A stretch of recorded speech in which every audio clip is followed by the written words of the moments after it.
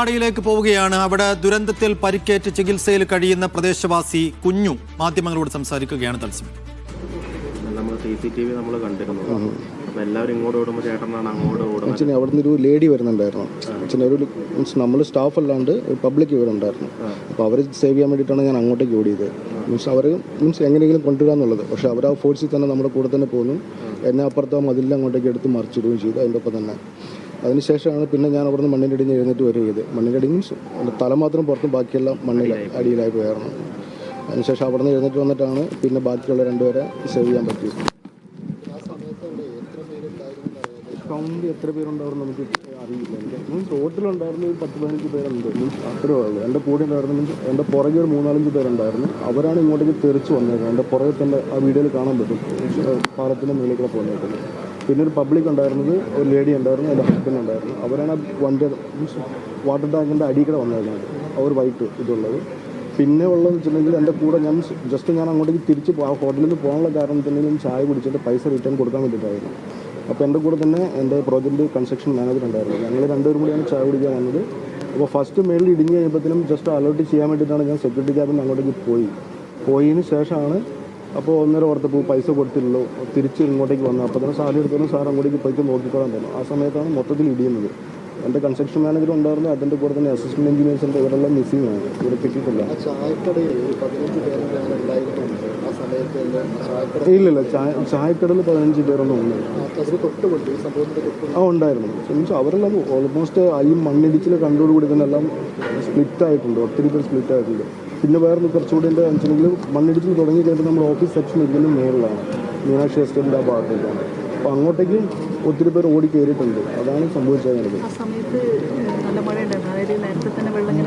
വെള്ളമല്ല ശരിക്കും വന്നേക്കുന്നത്. ജസ്റ്റ് ഉരുൾപൊട്ടലല്ല അത് ജസ്റ്റ് മണ്ണിടിഞ്ഞേക്കണത്. ഉരുൾപൊട്ടൽ എന്നുള്ളത് വെള്ളം ലോഗിങ് ചെയ്തിരിക്കുന്ന ഭാഗമാണ് ഉരുൾപൊട്ടൽ എന്നുള്ളത്. ഇത് വന്നിട്ടുണ്ടെങ്കിൽ മലയിലുള്ള വെള്ളം അടിക്കടെ ഒലിച്ചിറങ്ങി പാറയ്ക്കട നമ്മുടെ തുരങ്കം മുഖത്തേക്ക് വരുന്ന പാറയുണ്ട്. ആ പാറയ്ക്ക് വരുന്ന ഭാഗം നമ്മളത് തുരങ്ക മുഖം ഉണ്ടാക്കാൻ വേണ്ടി എടുത്തേക്കുന്ന ഭാഗത്തേക്ക് ഒലിച്ചിറങ്ങി വരുമ്പോൾ മേളിലുള്ള മണ്ണ് കനം കൂടുതലല്ല. അപ്പോൾ അടിയിലുള്ള ഉറവ മൂലം അത് ഇരുന്നേക്കണതാണ്. എല്ലാം ഇടിഞ്ഞേക്കുന്നത് ഓൺലി ലെഫ്റ്റ് സൈഡിൽ മാത്രം. അത് ലെഫ്റ്റ് സൈഡിലാണ്. നമ്മളിപ്പോൾ തുറമ്പ ഫോറസ്റ്റ് ഏരിയയിൽ അങ്ങോട്ടേക്ക് പോകുന്നത്. മനുഷ്യനെ അത് ജസ്റ്റ് കുറച്ചുണ്ടായിരുന്നുള്ളൂ. ആ ഒരു ഭാഗം അങ്ങനെയാണ് വന്നത്. പക്ഷെ പെട്ടെന്ന് ഇരിക്കുന്ന ഒട്ടും പ്രതീക്ഷ ഉണ്ടായിരുന്നില്ല. നമ്മൾ ചിന്തിക്കാത്ത ഭാഗത്താണ്. അതായത് എല്ലാവരും വിചാരിച്ചുകൊണ്ടിരിക്കുന്നത് എടുത്തിട്ട മണ്ണിട്ടേക്കുന്ന ഭാഗത്തു നിന്നാണ് ഇടിച്ചിലുണ്ടായിരിക്കുന്നത്. പക്ഷെ അവിടെയല്ല ഇടിച്ചിലുണ്ടായിരിക്കുന്നത്. അത് സേഫ് സോണാണ്. ഇത് നമ്മൾ പ്രെഡിക്റ്റ് ചെയ്യാത്തൊരു ഏരിയയാണ്. നമ്മൾ ചിന്തിക്കാത്തൊരു ഏരിയയാണ് ലെഫ്റ്റ് സൈഡിൽ. അത് ഫോറസ്റ്റ് ഏരിയയാണ്. അവിടെ നിന്നാണ് ഇടിഞ്ഞേക്കുന്നത്. നമുക്ക് മുകളിൽ ക്യാമ്പിൽ ആളുകളൊക്കെ ഉണ്ടായിരുന്നു. അവിടെ മീൻസ് റൈറ്റ് സൈഡിൽ നമ്മുടെ ബേസ് ക്യാമ്പ് എന്ന് പറഞ്ഞാൽ അവിടെ നിന്ന് 7 കിലോമീറ്റർ ഒരു 1.5 കിലോമീറ്റർ ദൂരത്തിലാണ് ബേസ് ക്യാമ്പ് ഉള്ളത്. അതല്ലാണ്ട് വർക്കേഴ്സ് താമസിക്കാൻ വേണ്ടിയിട്ട് കുറച്ചുള്ളതെന്ന് വെച്ചാൽ അവിടെ നിന്ന് ഒരു 500 മീറ്റർ ദൂരത്തിലാണുള്ളത്. അവിടെ ഒന്നും പ്രശ്നങ്ങളൊന്നുമില്ല.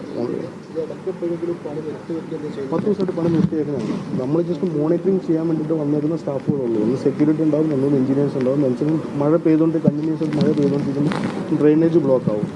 മഴ വന്നില്ല. പിന്നെ ആ മണ്ണ് റോട്ടിട്ട് അരിച്ചിറങ്ങി കഴിഞ്ഞാൽ ബൈക്കേഴ്സ് പിന്നെ ടാക്സി വണ്ടികൾക്കെല്ലാം സ്ലിപ്പാവുന്നൊരു മണ്ണാണ് ഇവിടുത്തെ. അപ്പോൾ അതൊക്കെ ക്ലീൻ ചെയ്യുക, പബ്ലിക്കിന് യാതൊരു പ്രശ്നം ഉണ്ടാകാത്ത രീതിയിൽ കൊണ്ടുപോവുക. പിന്നെയാണെങ്കിൽ മോണിറ്ററിങ് ചെയ്യുക. നമുക്കാണ് ഇട്ടേക്കുന്ന മണ്ണ് മോണിറ്ററിങ് ചെയ്യേണ്ട ആവശ്യമുണ്ട്. അതായത് സർവേ വെച്ചിട്ട് ചെക്ക് ചെയ്തുകൊണ്ടിരിക്കുക. ഏതെങ്കിലും ഒരു ഇടിച്ചിലുണ്ടോ എന്ന് അറിയാൻ വേണ്ടി. നമുക്ക് അവിടെ ചെന്ന് കഴിഞ്ഞാൽ കാണാൻ പറ്റും ഒരു യെല്ലോ ടാഗ് ടൈപ്പ് ഒരു സാധനം അവിടെ ഇരിക്കുന്നത്, റിഫ്ലക്റ്റീവ് ടൈപ്പ്. അത് ഒരു സർവേ പോയിന്റ് ചെക്ക് ചെയ്യാൻ വേണ്ടിയിട്ട് വെച്ചേക്കുന്നതാണ്. അവിടെയുള്ള പഞ്ചായത്ത് ആളുകളൊക്കെ പറയുന്നത് അവിടെ പുഴയിലൂടെ ഈ മണ്ണ് ഒലിച്ചു വന്നിരുന്നു വീടുകളിലേക്ക് എത്തിയിരുന്നു എന്ന് പറഞ്ഞത്. പുഴയിലൂടെ ആക്ച്വലി കലങ്ങി വെള്ളം പോകുന്നുണ്ടായിരുന്നു. അത് ആക്ച്വലി നമ്മൾ ഒരിക്കലും വെള്ളത്തിന് നമുക്ക് തടഞ്ഞു നിർത്താൻ പറ്റില്ല. അപ്പോൾ അതുകൊണ്ട് മണ്ണ് പോയിട്ടില്ല, കലങ്ങി വെള്ളം പോയിട്ടുണ്ട്. അവർക്ക് കുടിവെള്ളത്തിന് ബുദ്ധിമുട്ടുണ്ടായിരുന്നു. ആ സമയത്ത് നമ്മൾ അങ്ങോട്ടേക്ക് കുടിവെള്ളം അറേഞ്ച് ചെയ്ത് ടാങ്കറിൽ അറേഞ്ച് ചെയ്ത് കൊടുത്തിട്ടുണ്ടായിരുന്നു. പഞ്ചായത്ത് മെമ്പർ എല്ലാം അവരെ സംയുക്തമായ തീരുമാനം മൂലമാണ് അങ്ങനെ ചെയ്തത്. എടുത്തിട്ട മണ്ണ് നീക്കം ചെയ്യണമെന്നുള്ള റിപ്പോർട്ട് തന്നിരുന്നു. റിപ്പോർട്ടായിട്ട് നമുക്ക് മീൻസ് മീറ്റിംഗ് ഉണ്ടായിരുന്നു.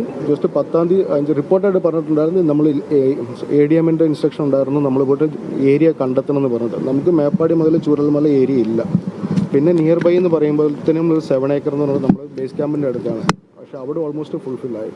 മണ്ണിടുന്ന സ്ഥലമില്ലാത്തതുകൊണ്ടാണോ മാറ്റാതിരുന്നത്? മണ്ണിടുന്ന സ്ഥലം അവരെല്ലാം കൂടി ഞങ്ങൾ വില്ലേജ് ഓഫീസറെല്ലാം കൂടി ചേർന്നിട്ട് സ്ഥലം ലൊക്കേറ്റ് ചെയ്തിട്ടുണ്ടായിരുന്നു. അതിൻ്റെ 10-ാം തീയതി മീറ്റിംഗ് ഉണ്ട്. അതിന് ശേഷം മാത്രമാണ് നമുക്കിത് മാറ്റാൻ പറ്റുമായിരുന്നത്. അപ്പോൾ അതാണ് സംഭവിച്ചിരിക്കുന്നത്.